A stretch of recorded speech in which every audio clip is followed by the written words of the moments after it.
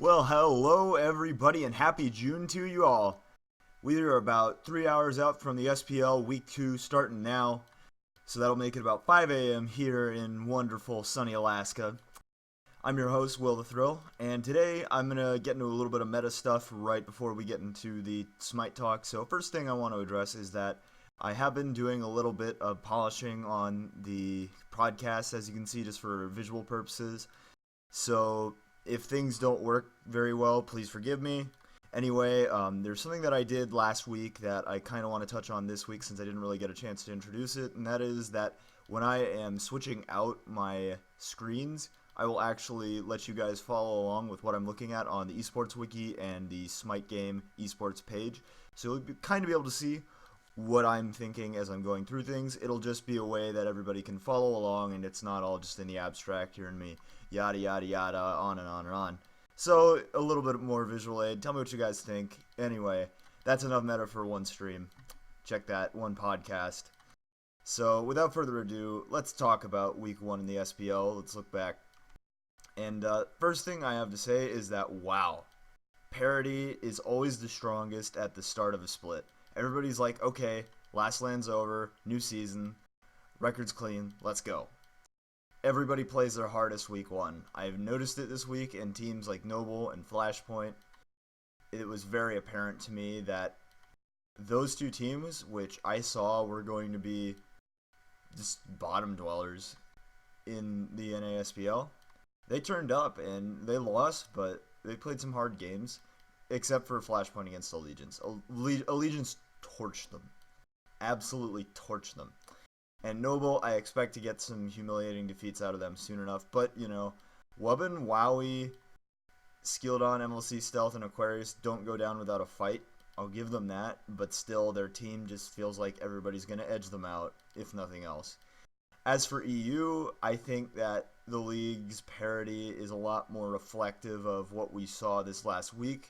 More so than NA, where I feel like the bottom-dwelling teams just played with more vigor because they have more of a chance now than they're going to have later.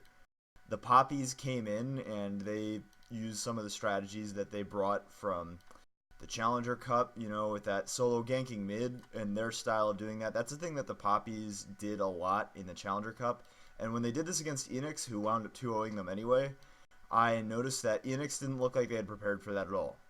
So a little bit of rust on the sides of both NA and EU for sure that I don't expect will carry over into the later weeks, especially as we head towards the LAN. Expect to see teams play a lot more sharply. Nobody ever gives 100% in terms of everything they absolutely have. They're not going to pull out every trick that they've got online. That's just the nature of it. LANs are the playoffs. That's where everybody kind of empties the tank. It's a long year, so cut them some slack on that. Nonetheless, I kind of would like to see evidence that teams review the film on other teams sometimes, especially even the lower end teams. You've got to respect them now. Case in point, back to the Poppies, they took a game off of Elevate.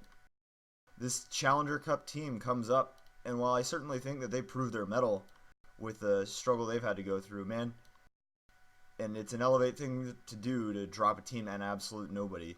You know, the Poppies showed up, they made a big comeback, they showed they're there to play. So you got to render respect to these teams in the SPL right now. As teams get closer, I feel like teams also need to be putting in more effort if they want to win. Granted, Enix proved they didn't really need to prepare too much against the Poppies, so I'll give them that one anyway. I'll cut them some slack, but still, wag my finger at that. So anyway, the thing that really surprised me this last week actually was Team Allegiance. They showed up and they absolutely smoked Flashpoint, as I said earlier. It wasn't even close in either game. It really wasn't. And then against Luminosity, they wound up splitting that set, which I expected them to go down 0-2. Straight up. So while everybody, even the teams that I predicted would end up finishing lower in the league, would be playing better this week, as I said earlier, I think Allegiance is the team that I was talking about could potentially find some momentum and then have that carry themselves for a good gauntlet or LAN run.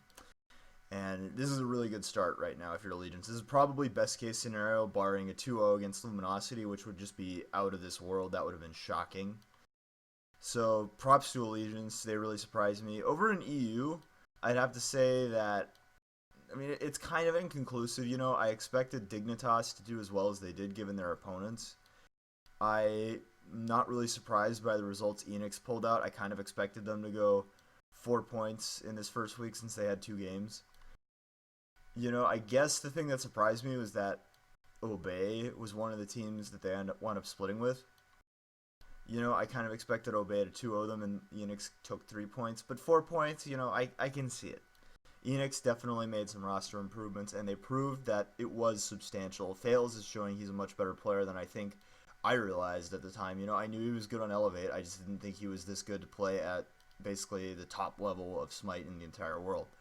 So, hats off to Fails. He's been putting in work. The dude's a beast. So those are kind of my movers and shakers right now. I'm looking at Allegiance and Enix right now as the two teams that could really shake things up and maybe rattle people's expectations a little bit. So look out for them going forward. And we're going to get right into that good old NASPL. We're going to look at some of the games for week 2.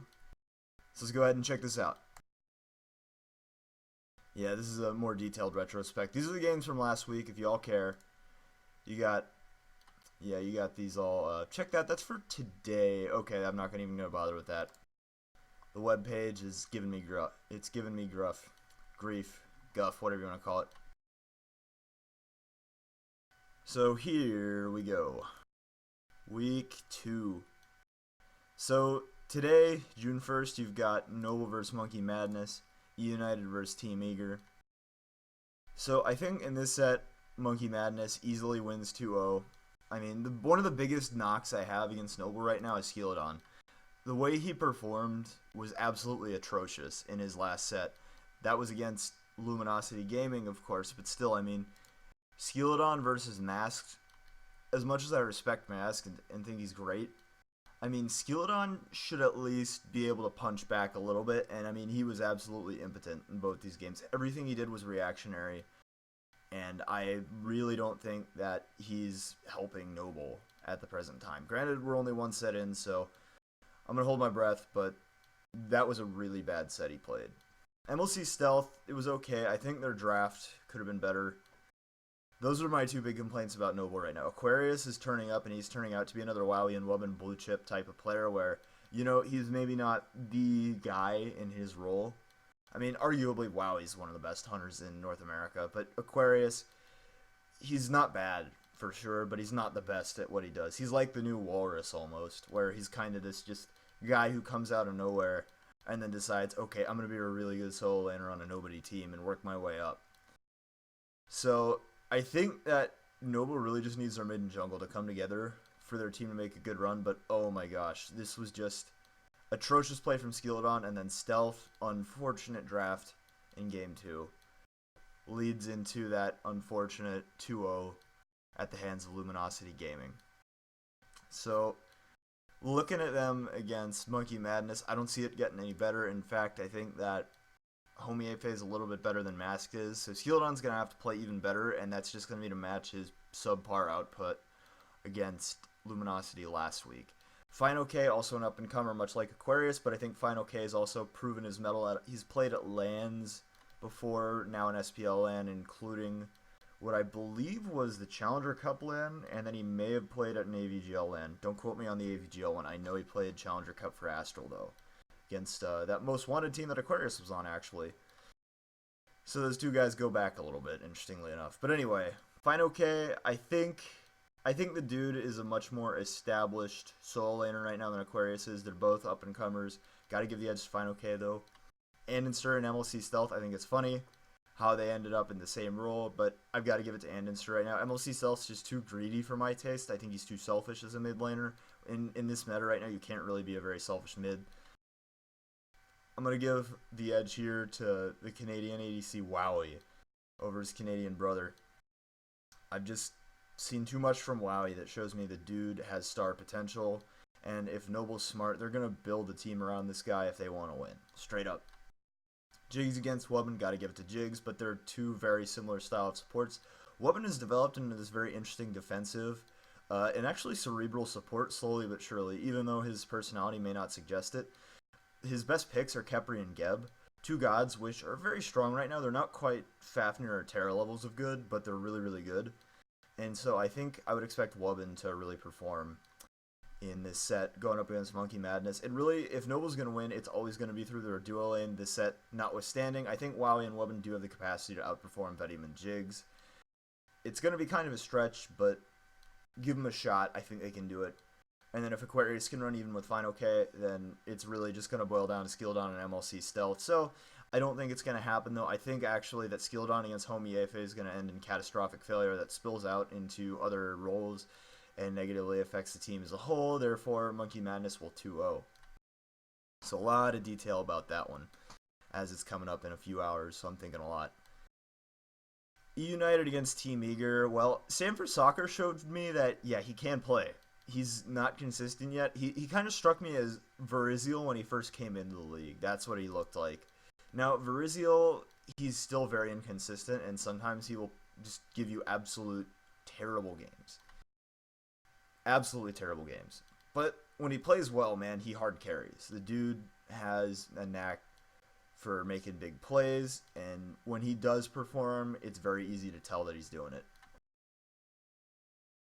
So, in here, I've got to say, though, I think that it all depends on how Chaos plays. The best is pretty consistent, you know.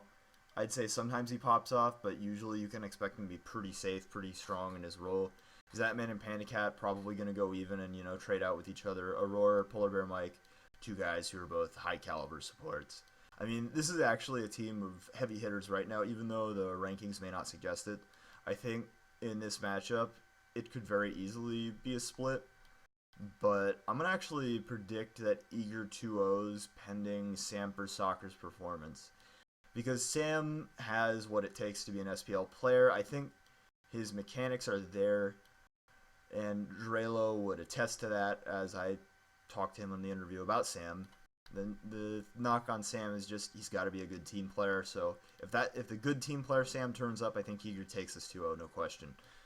But if not, I think it could easily swing even into a 2-0 in E United's favor. I mean, this set could go either way, so pick it how you will. Moving on, we've got all four games on Sunday, the 4th. Flashpoint versus Eager, no-brainer. It's going to be 2-0 Eager.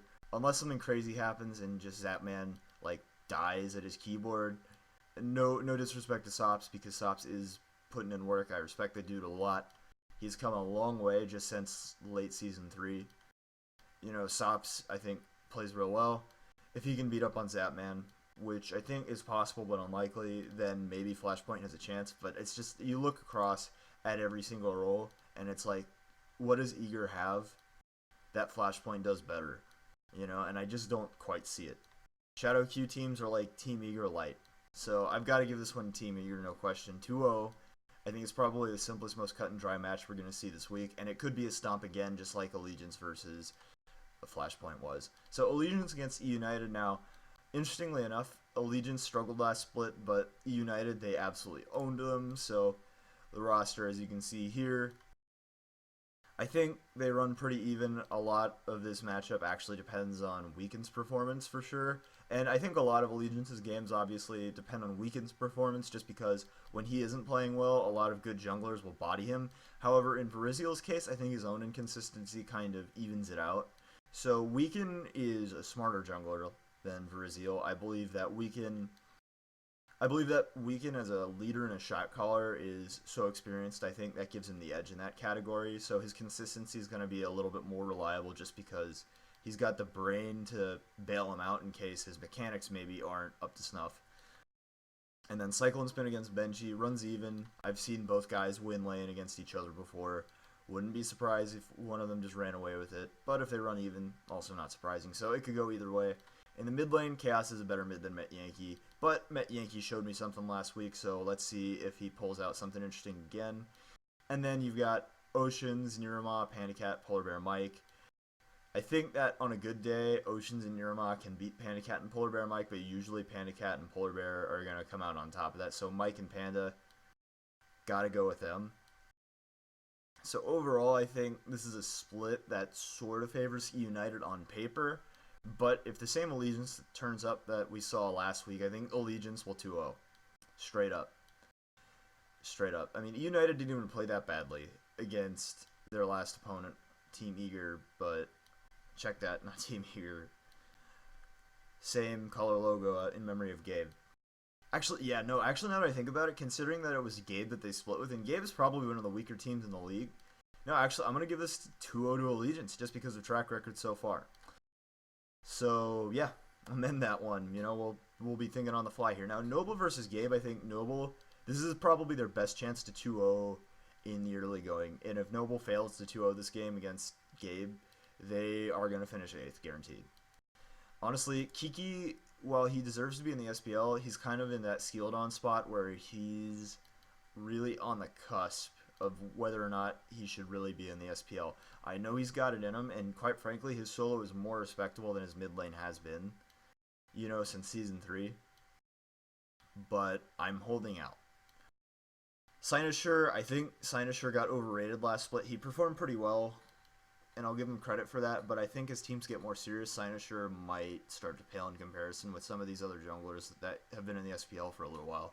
Hurrywind, similar situation. You know, I really didn't like his Kukulkan last week, and I thought his team really made him look better than he actually was. His build notwithstanding, I think that right now with the advent of Shifter's Shield, you don't even want to go Blue Boots on Kukulkan right now. And he went Blue Boots into Flat Pen with Spear of the Magus, which I absolutely hate, especially considering he's double stacking. I would have liked to see him just go into Purple Boots for the pen, and then go into Obshard 4th item if he was going to go with the double stack build. Just because, you know what, the mana passive is nice and all, but it's pretty negligible on one item considering that junglers are now tankier than they were before, and you're losing a significant benefit that you probably need more now in Purple Boots.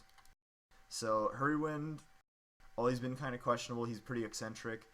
I think he's got to rein it in if he really wants to ensure that he beats out MLC Stealth, because I can see MLC running away with that. As much as I think he's greedy and he doesn't play this meta very well, I think he's still, deep down, a very, very strong mid laner waiting to be unleashed. Snoopy and Ionic, the Canadian duo lane, they are a beast together. They're insane.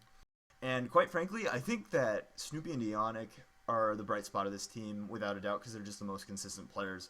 And Ionic is a player that I haven't really liked in the past, straight up, but he's made me eat my words. You know, this is the first time I've seen Ionic play, and I just realized, dang, this guy's really experienced, and he's really freaking good. So, Ionic, I apologize for ever doubting you, man. You are a consistent support. In memory of Gabe, if Snoopy and Ionic can beat out Wowie and Wubbin in their set, I think the game goes in their favor, but I think that Wowie and Wubbin on a good day can win well enough to where MLC Stealth, Skildon, Aquarius can start to make some progress against the rest of the Borked crew. And Aquarius is the other matchup I'm really looking at here because I think he's better than Kiki right now, honestly. Kiki has the wherewithal to be better than Aquarius because he's a veteran, but I think that Aquarius as a mechanical player right now is just better. So we'll see how that turns out. But right now I'm saying split between Noble and In Memory of Gabe. So that's my honest prediction.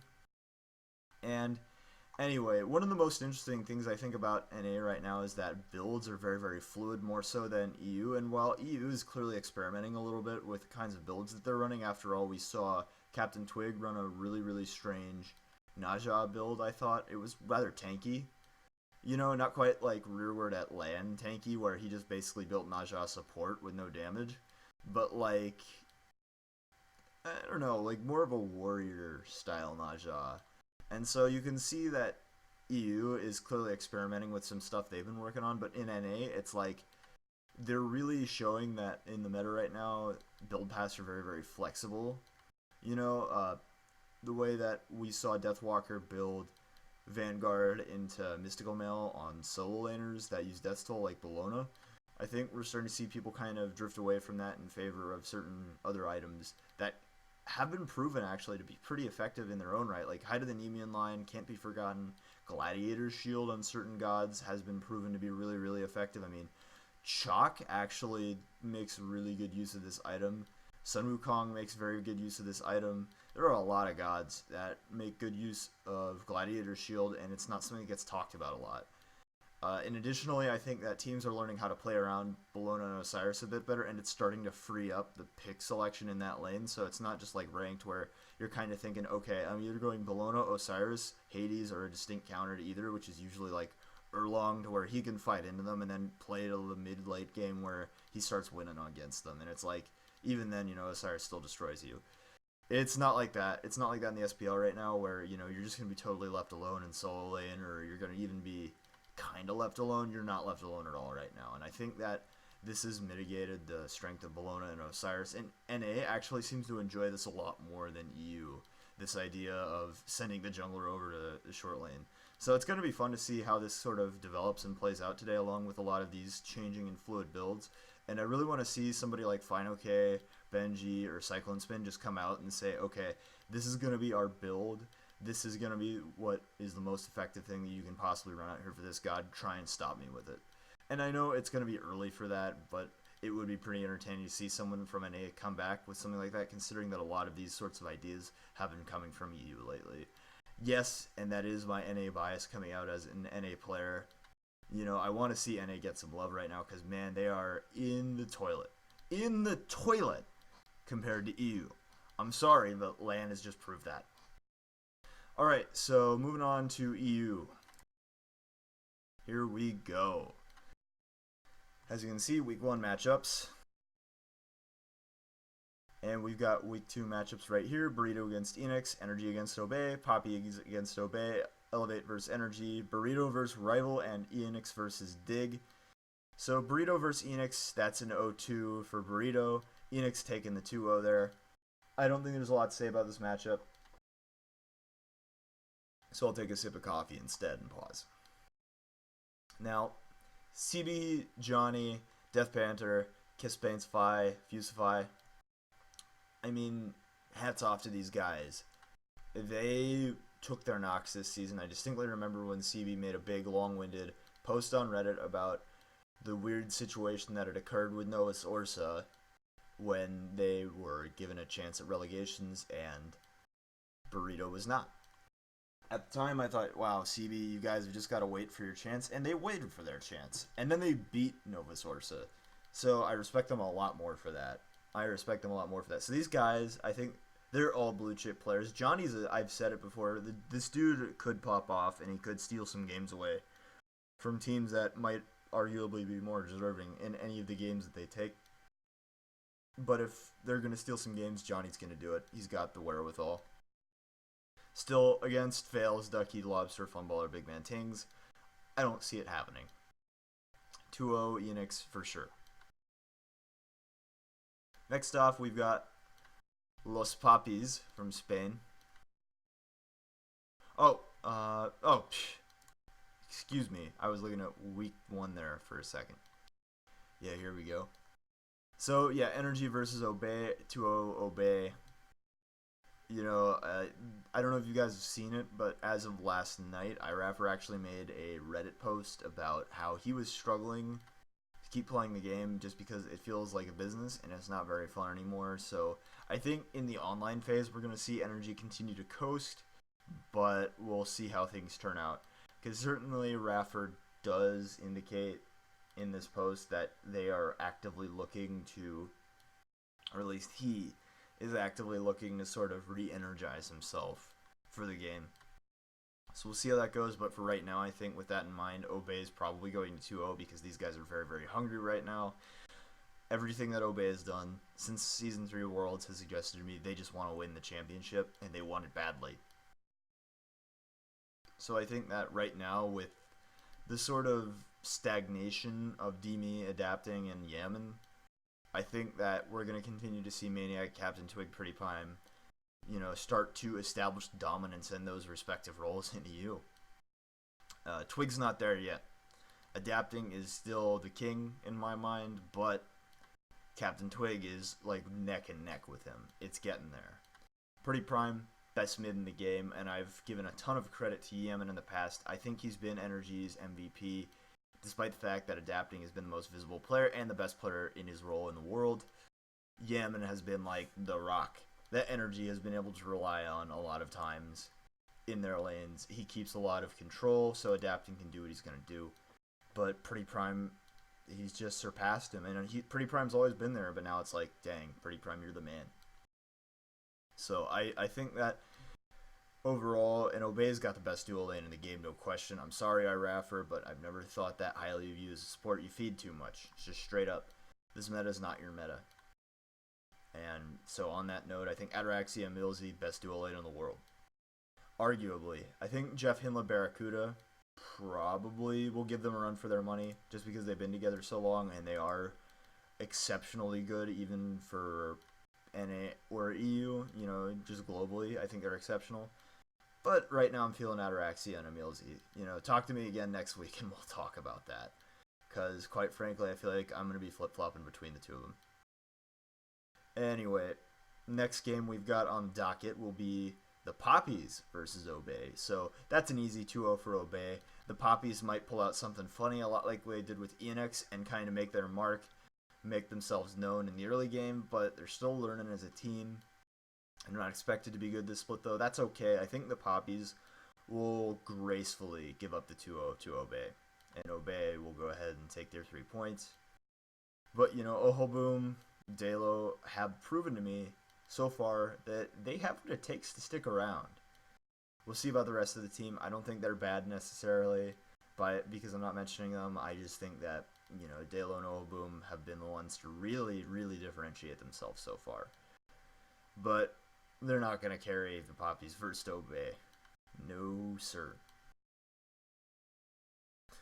Alright, Elevate versus Energy. Now, that one is a game that I would expect to go 2-0 to Energy, just because Elevate has proven they're still struggling as a team, and with Nika as the jungle, they're trying to find some synergy that they desperately need, because Fails, as it turns out, was a much stronger jungler than it seemed, and, you know, Nulisa's got to change up her style a little bit to sort of pick up some of the slack, especially given how Nika has struggled, which was unexpected, frankly. I gave Nika a lot of credit last week, but you know, hey, everybody's got to learn a little bit, I guess. So, in that game, I think Energy is going to take advantage of a weakened Elevate squad that can't really take the pressure off of Jermaine and Dardes, and Energy is going to win that one 2-0. Burrito against Rival, I think Rival crushes them. Again, it's just, I don't see Burrito really beating anybody right now. It's just the way it is. They're coming up from the Challenger Cup. They've taken their knocks. They're here. Good on you guys. But Rivals got some of the best players in the world on their team. Very, very cerebral team, very intelligent, and I think that's their strong suit. So, you know, Deathwalker, Ice Ice Baby, gonna eat CB and Johnny alive. Even Johnny, as much as I like him. And then Enix versus Dig, that's probably the match of the week. I would say that is gonna be the best matchup we get to watch, and I'm looking forward to it. Top 2 teams currently in EU as of right now. I think Dig takes that one 2-0. Just Dig right now, to me, Zeros has been playing with a chip on his shoulder. Cubo Fred been playing with a chip on his shoulder. I wouldn't even say anything about Trix Tank, but Arkle's definitely been playing with a chip on his shoulder. I mean, this team looks like they're tired already of being second to Obey, and they're trying to take over while they can. They're trying to get into the driver's seat and hold it, and if they can manage to maintain this first place lead all split, they could be the summer DreamHack winners. They're definitely contenders right now, so Dig, I think, wants to make a statement, and they 2-0 Enix. Enix isn't even bad, but I think Dig's right now that hot.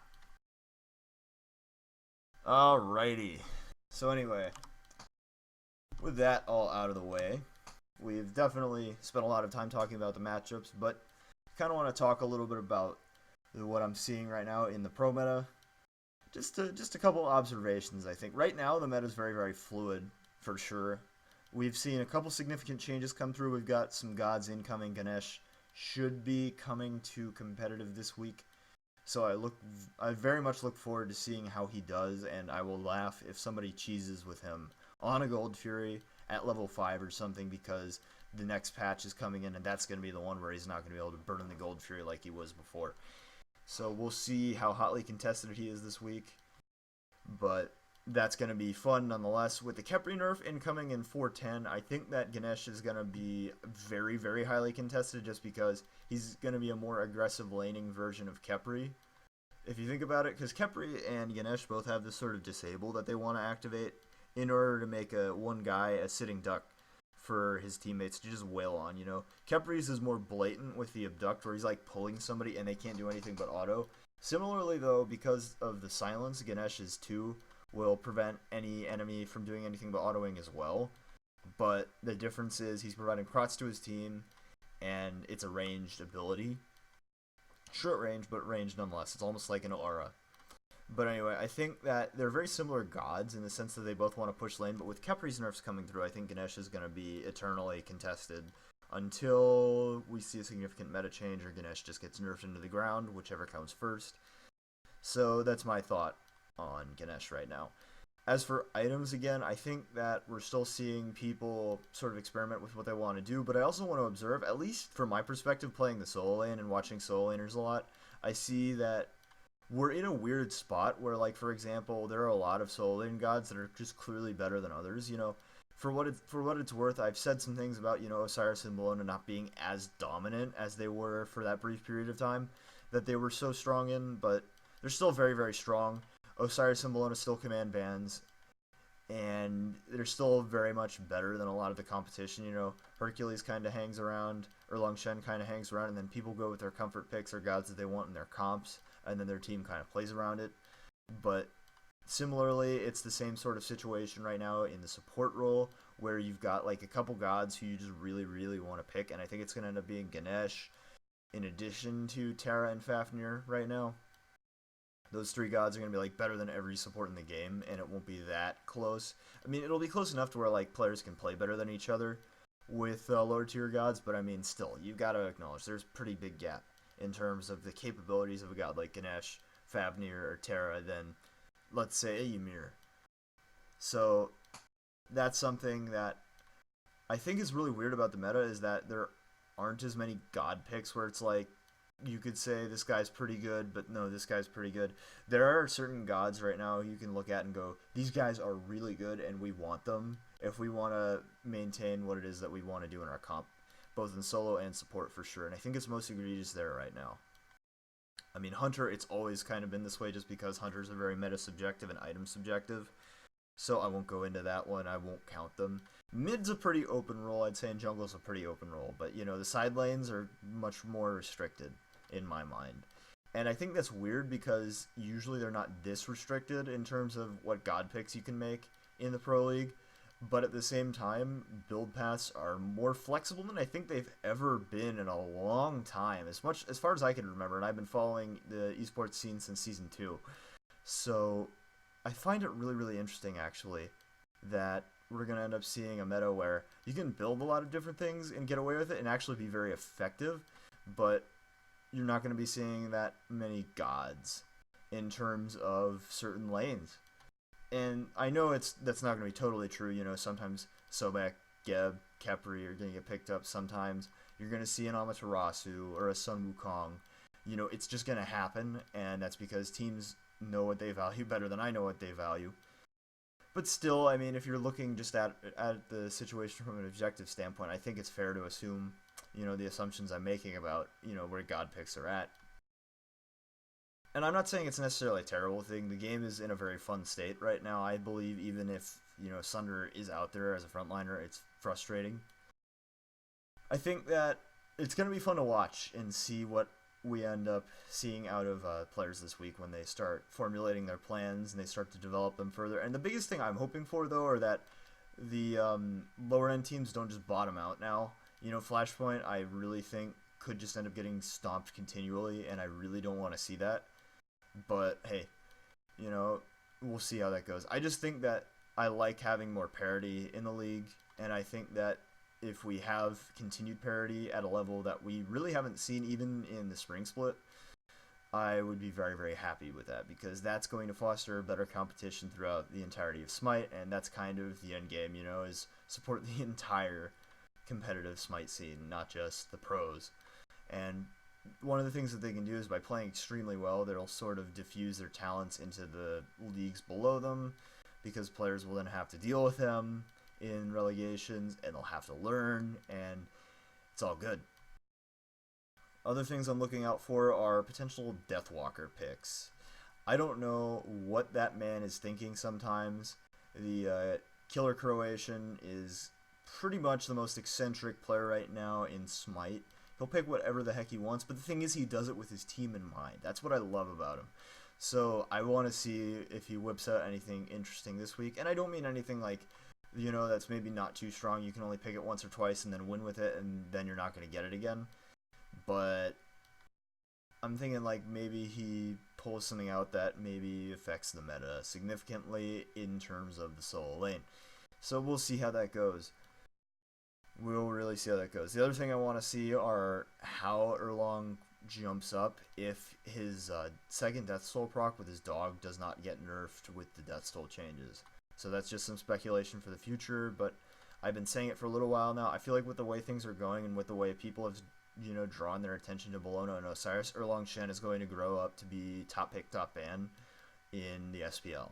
Once Bologna and Osiris sort of pass on, once their time in the shade is gone, for whatever reason, unless Death's Toll gets absolutely nerfed into the ground and then we have an ability warrior meta, I think Erlong Shen is going to become huge. Because what I really like about him is his boxing ability with his dog on Death's Toll right now is pretty crazy. The effective health is nice. So I'm going to wait and see. Maybe that's what Deathwalker pulls out. I don't know. I don't profess to know because for all I know, the dude could be like Hebo solo. Habwa, excuse me. Habwa solo. And then just blow people up. Or, be this bruiser type who ends up killing the mid over and over again with just constant poke. We'll see. We'll see. But I like to think about that because Deathwalker has quickly become one of my favorite players. Just straight up. The dude's actually been a pretty good streamer. He's not afraid to troll in his lane. So I'm looking at him in EU this week. And you know what? Let's make this a thing. As for NA, the player that I'm really, really looking forward to seeing this week, actually, I'm thinking Sam for Soccer 2. Just because, frankly, he's probably one of the most fun guys to watch in the SPL simply because he's rather accessible, he's young, and it's fun to mess with him on the internet. Yeah, sorry, Sam, but I'm going to just be straight with you on that one. It's very easy to talk to him right now, at least in my experience, and it's just interesting to see what he's thinking. So when I see him play, it's like I can kind of imagine, what he's saying. If he messes up or something, and that's just kind of the funny part to watching him. So I'm looking forward to him for those reasons, but I'm also looking forward to see how he ends up turning out because one of the big questions I have for Sam is he going to turn out to be like a Verizial Skeleton type, or is he going to turn out to be like an Andinster Homiefe type, where he just is this silent killer, And we'll see how that goes. We will see how that goes this weekend, but I'm really, really looking forward to watching him play. And also, Sam's pretty much going to dictate Eager's success, I think, because he controls a lot of the synergy that this team will carry on. Because as the jungler right now in the current meta, with pressure being so important, if your jungler is able to rotate around and start threatening other gods, they can't clear the wave and claim pressure as easily on the wave. So, when you're drafting, jungle picks can be pretty important. And also how your jungler plays, as I said, is very, very important, obviously. So Sam has a lot riding on him, so that's another reason, and probably actually the main reason why I'm looking forward to watching him this weekend. As for teams, I think that... Here, let me switch back here to games, because I actually want to look at some potential upsets. Yeah, I think in EU, the biggest upset chance that is out there right now is Elevate versus Energy. I think Elevate could go so far as to 2-0 just because that's kind of how Elevate functions, but a lot's riding on Nika in that matchup. To a lesser extent, I think a lot's riding on New Lisa too, but New Lisa, gosh, I did not like her. I did not like her mid for a while there, but this season, she's kind of grown on me with her style of play, and I've started to see a lot of the positives that come with it. So I think that she's performing a lot better, and she can go toe-to-toe with Energy, but I think if Nika turns up, Elevate's got that upset. So that's my upset pick, I'd say, is if anybody's going to do it, Elevate could 2-0 Energy. That would be the troll thing to do. Primarily, that's why. Primarily. As for NA, the upset pick I'm potentially looking at, and I wouldn't really consider Noble versus In Memory of Gabe 2-0, I would not consider Noble 2-0ing that to be an upset, really. I think they're pretty even right now in terms of their teams. And I'm just going to say it. I have changed my opinion since the last time I spoke on In Memory of Gabe. It was unclear whether Walrus was coming back or not, and I just assumed he was. But since it's Kiki in the solo lane, I think Gabe probably a bottom 3 team, maybe bottom 2. We'll see. We'll see how Flashpoint and Noble hold up, because they could just crash and burn, and then it's like, you know, if you're in Memory of Gabe, they don't even have to worry about getting relegated. That's very possible. But I wouldn't consider that an upset right now. I think the game that I'm looking for that could potentially be an upset, if you can really call it one, is E United against Eager. I think they're two relatively tight teams, though. So I think that there's really not a lot you can say as far as upsets are concerned, because the games that would be obvious upsets, I mean, just aren't gonna happen. Noble's not gonna win a game against Monkey Madness. Flashpoint's not gonna win a game against Eager. Plain and simple. Plain and simple. You know, it's like, and then Monkey Madness against Luminosity. You know, that's not really an upset if either team wins, because if either of them wins, it's like you say, okay, I could see that coming. So we're going to say no upsets in NA that you really want to look out for this week. But I will say Monkey Madness against LG, they're saving the best games for last for us. So be thankful for that. You know, that's going to be fun. Allegiance against E United hopefully is going to be fun to watch. But again, E United got stomped last time that these two teams met up. But we'll see. I think with Polar Bear Mike now and E United, there's a little bit more riding on this game. And, you know, who wouldn't want to win a free trip to Valencia? Maybe they'll play harder for that. Let's see.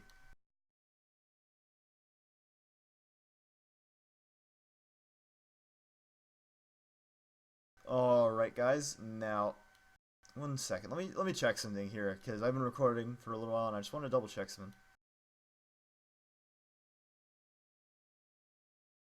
Yeah, monitor capture died on me. Alright, guys. So I want to acknowledge that I just had some technical difficulties there. So we're still working this out. We'll make sure we get the visual aid down pat for y'all, though. So bear with me as we work on that going forward. But this will conclude us for week 2, episode 5 of the View from Valhalla. Thank you guys all for checking me out again. This is your man Will the Thrill. If you guys really liked what I did, please subscribe. If you really liked what I did, please go ahead and check out the description below you. And if you really liked my podcast, then please tell me to your friends, your Smite playing friends who just want to follow the esports scene. I love talking about it. And follow me on Twitter at GreatWhatever. That is GreatWhatever. I love talking Smite on there, so hit me up with a tweet. You know, we'll talk. But anyway, guys, I thank you all for your listening.